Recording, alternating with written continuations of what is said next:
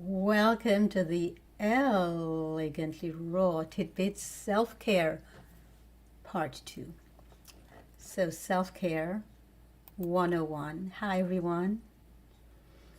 Welcome today. I hope you will click the notification button below, give it a thumbs up, and also click the subscribe button so I can continue with these elegantly raw tidbits. So why am I doing self-care 102? Because yesterday I did self-care 101 and we're on the road now to looking at why is it important to practice self-care. First of all, the word self comes before care. Not care for self, but self-care. Why is that? Because without the self, you do not exist.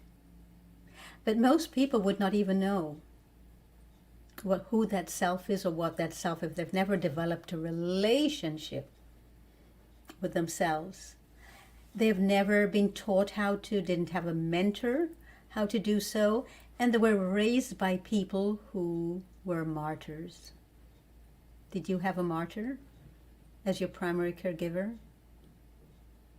Because then that's what you're going to be dealing with for the rest of your life, unless and until you decide to take a hold of that, look at it, thank it for however it has served you in your past, look at it for however it doesn't serve you now, and make decisions of what to let go of and what to keep. So it means you need to be vulnerable with yourself in order to really be aware of this. And we're never taught vulnerability. In fact, most of us see vulnerability as something to avoid at all costs. And that's very toxic. Therein lies the root of all our toxicity. All of these belief systems that do not serve us. So that doesn't mean you need to be vulnerable all the time. Although you'll find that in vulnerability, there's an essence of self-care that is well worth it. So some people see self-care as this: eating a wholesome diet that's raw and alive and vital, drinking lots of structured water every day, whether it's in the food they eat or as a juice or as a smoothie. Some people see it as making some little gourmet things with vibrant, healing, living foods. And some people also see it as drinking 4 to 5 to 6 glasses a day of smoothies or juices or blended drinks. So it doesn't matter which of those you choose as long as you try them all and find which one works for you. What works for you is totally by instinct. You will see for yourself what works and what doesn't work for you. But just because it works for you doesn't mean you need to go out and start being a nuisance to other people by telling them they have to do this, they must do this, and they must do it now, and if they don't do it, blah, blah, blah, blah, blah. That's not self-care. In fact, that's the opposite. That's being a preacher. Self-care means you do not preach. You don't have a need to preach. Or if you see it, you catch it, you hold it, and you reel it back in. Self-care has to do with silence, a lot of silence. A lot of listening to oneself, a lot of spending time with oneself, whether it's in a bathtub with bubbles and candles lit or music playing in the background or in pure silence, and just listen to the water that drips, drips, drips, or listening to each bubble as they burst, or by taking the soap and gently using it to cleanse and caress your skin, feeling what it's like to have skin, being aware of, oh, what a great, incredible encasing the skin is, thanking the skin for encasing everything in, so the blood and the lymph and everything doesn't just fall out of you all the time like that, thanking your body for functioning. That's part of self-care, taking time in the mornings to be fully present for yourself. And there are mornings when you won't want to do that. So self-care is also discipline, meaning that you do it anyway because you finally begin to realize you are worth it. Eventually you will see that you deserve to take care of yourself and you are going to end up loving it and looking forward to it. And because of that, you become a more loving person to yourself, and therefore a much, much more loving person in the presence of others, and therefore for others.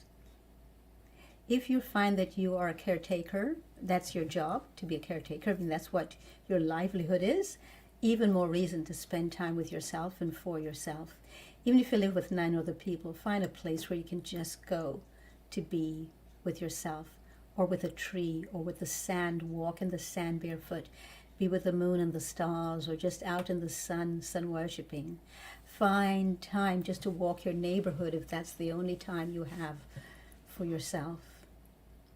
Some people say, I only have half an hour for lunch, I don't have time to do that. Oh yes, you can. Walk for 15 minutes and then eat by yourself for the other 15. Be present for yourself and for the food. You do, even if it's just 10 minutes, that's 10 minutes you didn't have before. 10 minutes invested in yourself each day is much more than none. So please don't make excuses as to why we're not doing self-care, we're not practicing it.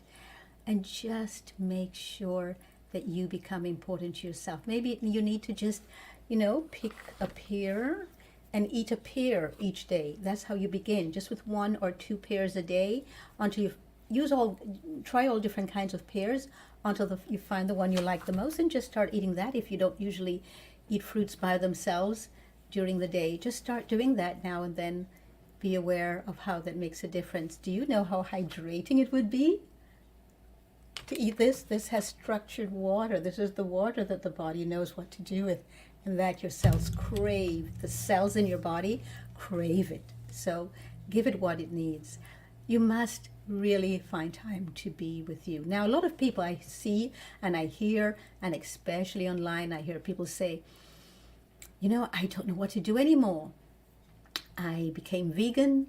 I started eating a plant-based diet, but my husband and my son or my daughter or my children, they refuse to eat it. So I end up having to cook 2 to 3 different meals for them, and then separate for myself. It's getting to be too much for me. What do I do? What do you do? Well, here it is. Keep cooking or uncooking the meals for yourself. Keep doing what works for you.